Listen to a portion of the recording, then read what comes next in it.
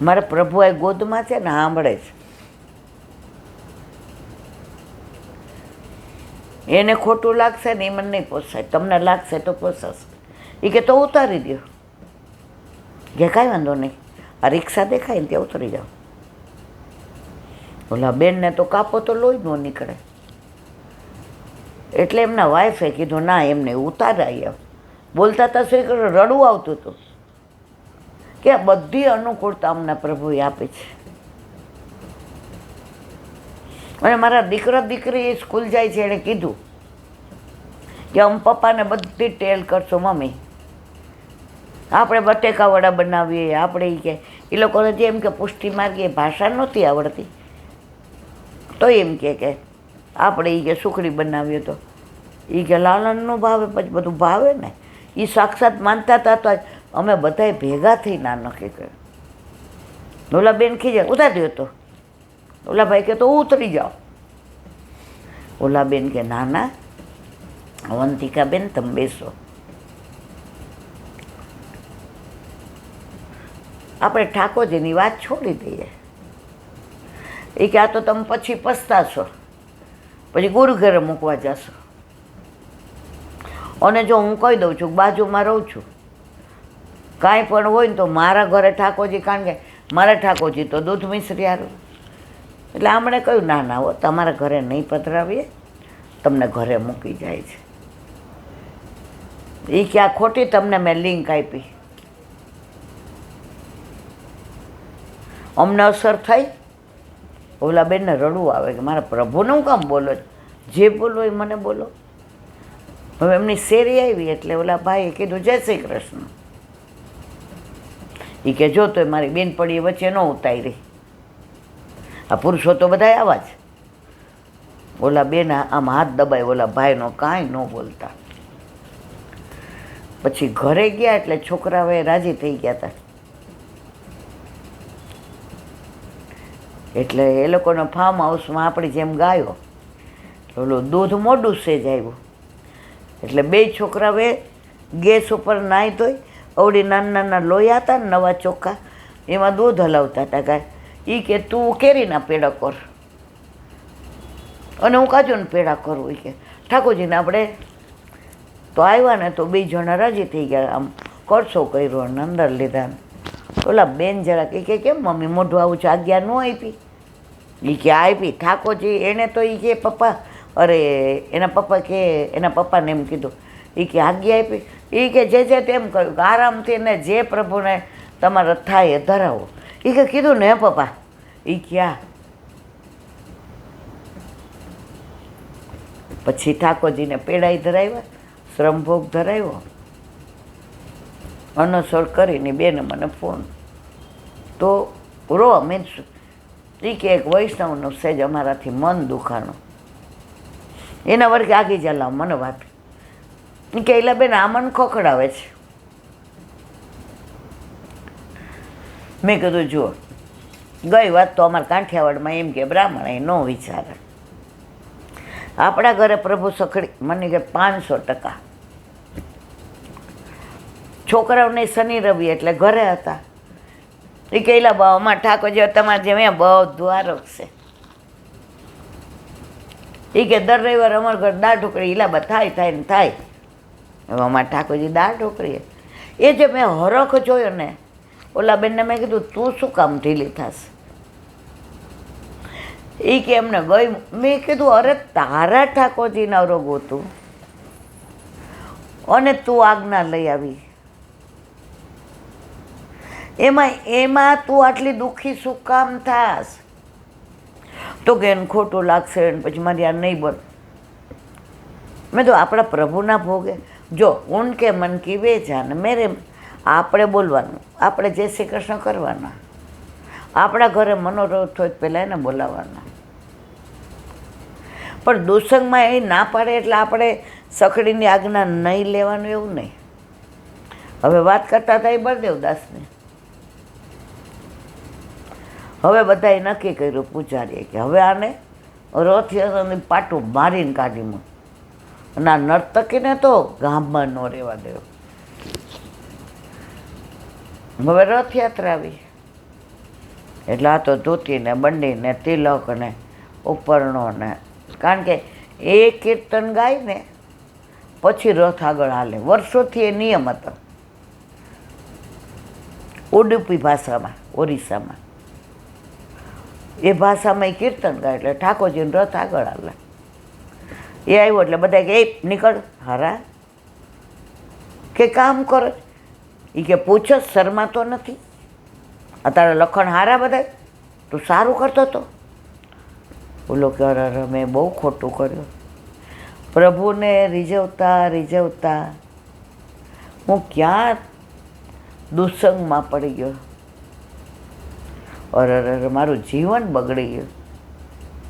રોતા રોતા જગન્નાથ, તમે જાઓ ને જગન્નાથ, સમુદ્ર બહુ સરસ છે, પણ આ સમુદ્રની વિશેષતા છે, મંદિરની બહાર ઘૂઘવતો અવાજ આવે, મંદિરમાં જાઓ એટલે શાંત. આવી ઘણી અજાયબી છે જગન્નાથપુરીમાં. કોઈક વાર આપણે આખા મંદિરનું જ અનુસંધાન કરીશું. રોવે. હવે કે આટલા વર્ષોથી હું આ કીર્તન ગાઉં, પછી રથ ચાલે. જગન્નાથ ભગવાનને આ એટલો યાદ આવે કે આનું કીર્તન ન ગવાય ત્યાં સુધી આપણો રથ ઉપડે જ નહીં.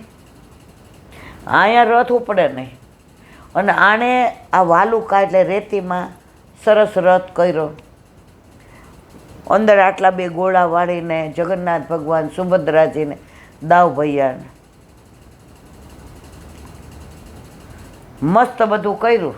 ઓ બાપા, ઓ બાપા. અને પછી ઓલું ઉદ્દુપ એનું કીર્તન ગાયું. અહીંયા રથ ઉપડે નહીં. એ કે મારા બળદેવદાસને બોલાવો કીર્તન ગાય. એના તો આવા અલગ. પ્રભુ અહીંથી ત્યાં બિરાજી ગયા. ક્યાં? સમુદ્ર કિનારે, જ્યાં વાલુકાનો રેતીનો રથ કર્યો. એ કે ગા, એ મારા વાલા અહીં ત્યાં આખી દુનિયા. અહીંયા ત્યાં અંશી હતા, અહીંયા અંશ. એ કે ત્યાં જે રથ તૈયાર કર્યો છે ને અહીં લઈ આવો. એ કે વાલુકાનો.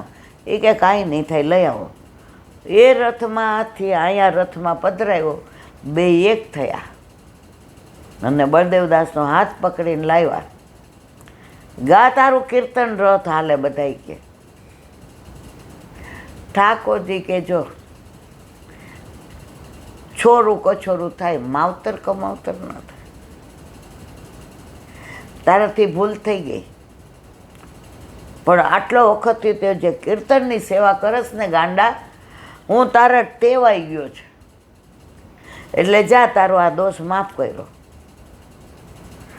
એના લીધે ઓલી નર્તકી શરણે આવી. પ્રભુ આજ પછી આ આંખથી આપના સિવાય દુનિયાને જોઈશ નહીં. અને કીર્તન ચાલુ કર્યું. બેઠા બળદેવદાસ અને રથ આગળ આવ્યો. આ બધી સાચી બની ગયેલી હકીકત છે. એટલે જ વલ્લભે કહ્યું જ, બને તો અસંગ રહેવું, દુસંગથી દૂર રહેવું. સંગ ન મળે તો અસંગ રહેવું. બીજાની બીકમાં જિંદગી ના બગાડવી.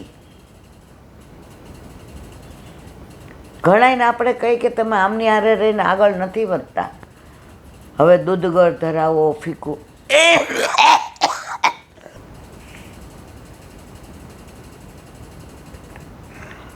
દુસંગ લાગશે ને તો પાછા પડશો. એટલે જ વલ્લભે કહ્યું છે, સંગ ન મળે તો અસંગ રહ્યો, પણ દુસંગમાં જાવે નહીં અને દુસંગને સપોર્ટ કરો નહીં. ઘણા બધા ખેલ જોયા દુનિયાના મેં. ખોટી વ્યક્તિ પૈસાનો દેખાવો કરે, બધા માટે આમ કરો તેમ કરો. સાચી વ્યક્તિને એકલા પાડી દે. બગાડ તો બધાનો થયો ને, સાચ ને આંચ ના આવે.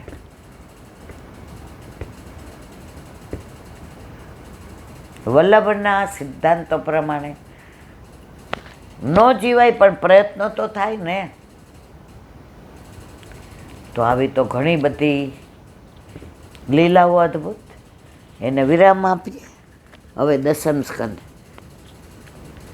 બોલો ભાગવત ભગવાન કી, વલ્લભાધીશ.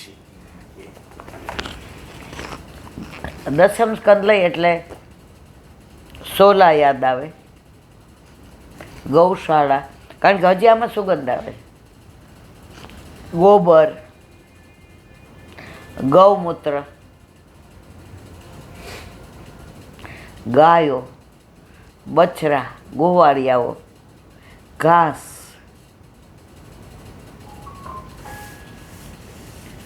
એટલે આ દસમ સ્કંદ તો આપણી જીવન મૂડી બની ગઈ. વલ્લભાધીશ, શકટભંજન લીલા અને તૃણાવત વધ. શ્રી મહાપ્રભુજીએ અંતરને અજવાળાના 2 રસ્તા બતાવ્યા.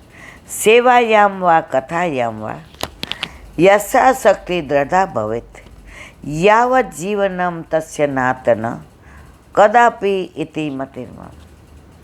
સેવા અને સ્મરણ જીવનને અજવાળવાના 2 માર્ગો છે.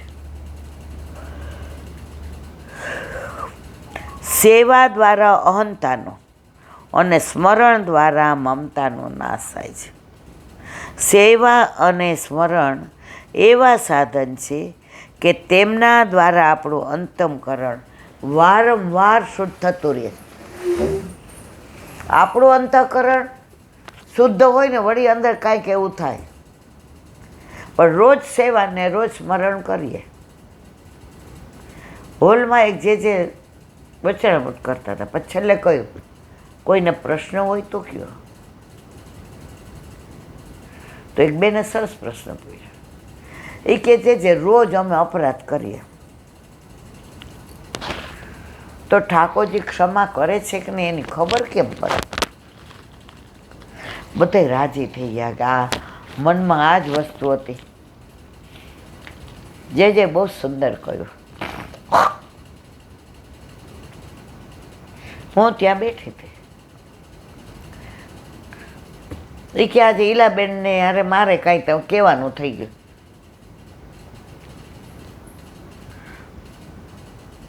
હવે એ કે ઈલાબેન પાછળ બેસી ગયા. બીજે દિવસે ઈલાબેનનો ફોન આવ્યો, જે અમારી કાંઈ ભૂલ થઈ હોય ક્ષમા કરજો. હવે પછી આપણે ક્ષમા કરીએ કે બધાય ક્યાં? તો કે ઠાકોરજી તમને આજે દોષ કર્યા હોય એ ક્ષમા કરીને બીજા દી બોલાવે છે કે નહીં? બધાએ કીધું આ એ બોલાવે છે એનો મતલબ એમ કે ગઈકાલના બધા દોષ ક્ષમા થઈ ગયા. જો ઠાકોરજી આપણા દોષ જોવા નથી આવ્યા, આપણા પ્રેમ માટે આવ્યા છે. બહુ પૈસાવાળા હોય ને એને વધુ પૈસાની જ ઈચ્છા થાય, બહુ જ્ઞાનવાળા હોય એને જ્ઞાનની ઈચ્છા થાય, બહુ વિદ્યાવાળા હોય ને એને વિદ્યાની. પ્રભુ બહુ પ્રેમાળ છે ને એટલે પ્રેમની જ અપેક્ષા રાખે છે. ભગવાને તૃણાવતનો વધ કરીને વ્રજવાસીઓને સુંદર અને પવિત્ર બનાવ્યા. તૃણાવત એટલે વાવાઝોડા. આપણા જીવનમાં ઘણીવાર બહુ વાવાઝોડા આવે, પણ આગળ જે કીધું કે ગળામાં ગોવિંદજી હોય ને, સતત શ્રી કૃષ્ણ શરણમાં, તૃણાવત એનું કાંઈ ન બગાડી શકે.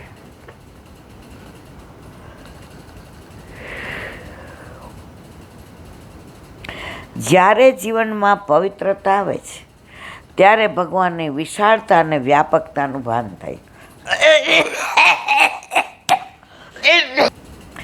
યશોદામાં ગોવિંદજીને ગોદમાં લઈને બેઠા.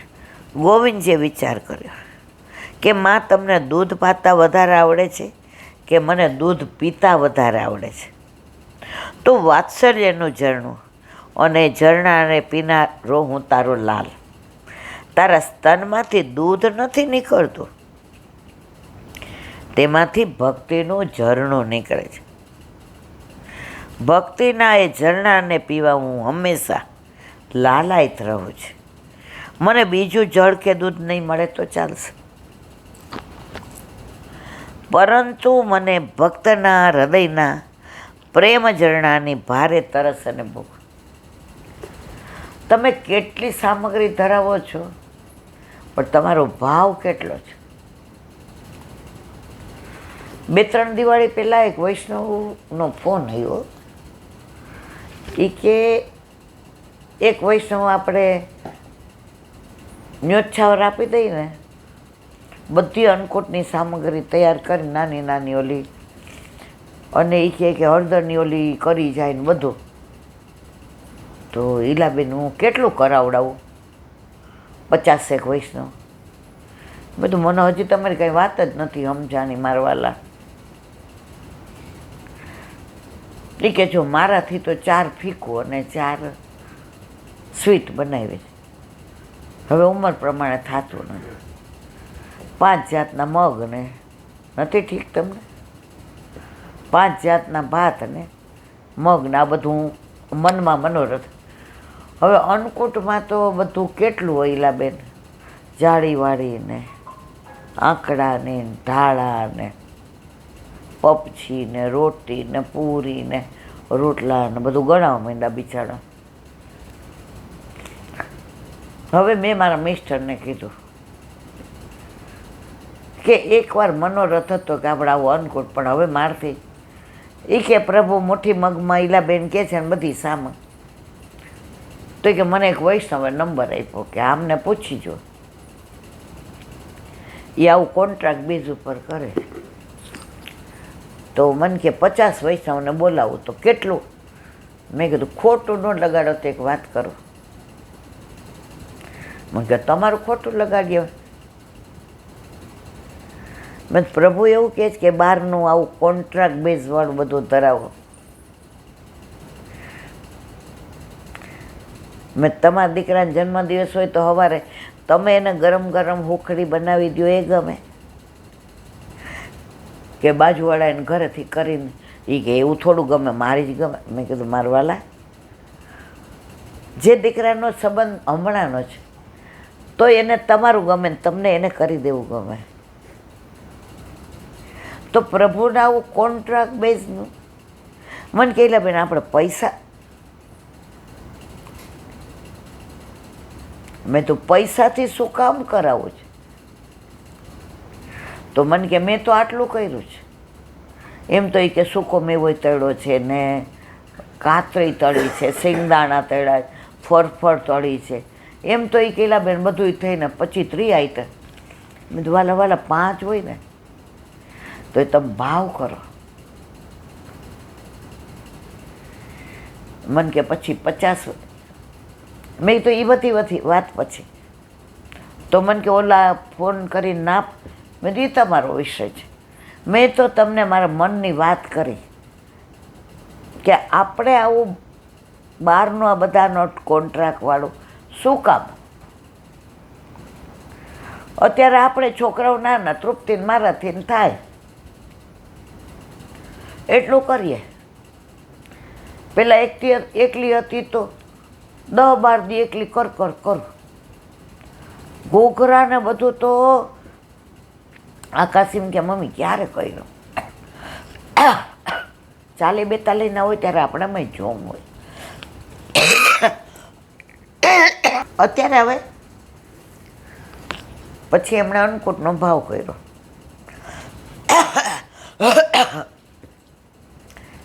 એના વરના 4-5 ભાઈબંધી જે મંદિરે જતા નહીં, જય શ્રી કૃષ્ણ કરવા એમ. ઓલા ભાઈએ કીધું હાલો આવી જાઓ ટેબલ.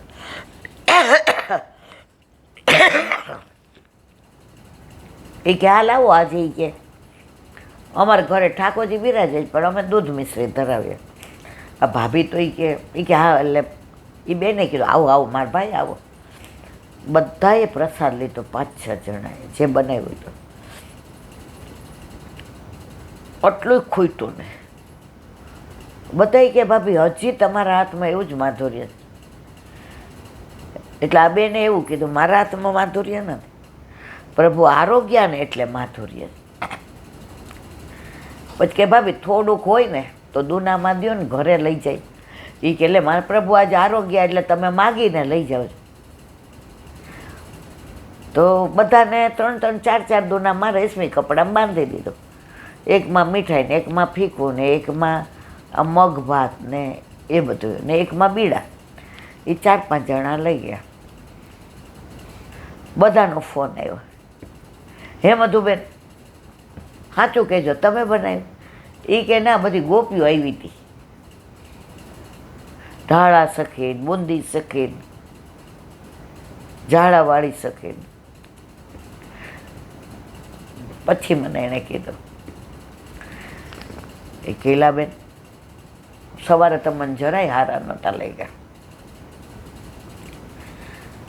સાચું કહું, મનમાં એવું થઈ ગયું કે આ ઓવર દોઢા છે. આ એ બીના શબ્દો. હું માફી માગું છું. મેં ધોરર આટલા મોટા થઈને માફી થોડી મગાઈ પડી કે ખરેખર મારા હાથે બનાવેલા પ્રભુ આરોગ્ય એ મને જતાવી દીધું કે આમના 4-5 ભાઈબંધો ને માગીને બધું. અને છેલ્લે અમે બે બેઠા ને ઈલાબેન, તો એ સામગ્રી પ્રસાદ તો એટલો જ હતો. પ્રભુ મારવાલા પ્રેમ જોવે છે. આ બધું બહુ નીકળ્યું છે. મને તો બધી ખબર નહોતી, પણ હવે ધીમે ધીમે મારા સુધી લોકો ઓછું આવવા દે અને મને આમાં રસે નથી.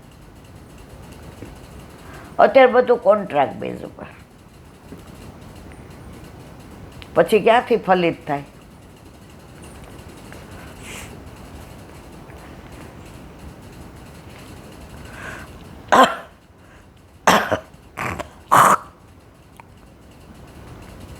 યશોદાજી પણ આજે શ્યામ સુંદરને ખૂબ મોડું થાય છે. યશોદાજી પણ આજે શ્યામ સુંદરને ખૂબ પ્રેમથી સ્તનપાન કરાવી રહ્યા છે. તેમના મનમાં એક જ વિચાર જાગ્યો કે મારો કનૈયો નાનો શો છે, એનું પેટ સાવ નાનું છે, એમાં આટલું બધું દૂધ કેવી રીતે સમાતું હશે? પ્રભુજી માના વિચારને સમજી ગયા. તેઓ હસવા લાગ્યા. માડી, ભલે હું ગાગર જેવો દેખાઉં છું, પણ છું તો હું સાગર. ભગવાન આખી દુનિયાને શીખવે છે કે દેખાવમાં ગાગર જેવા રહેજો, પણ વર્તનમાં સાગર જેવા રહે. આપણે દેખાવમાં સાગર જેવા છીએ, પણ વાસ્તવિકતામાં ગાગર જેવા છીએ. મોટા દેખાઈએ છીએ પણ ખોટા છીએ. શ્રી ઠાકોરજી કહે તમે ખોટા દેખાવો એનો મને વાંધો નથી,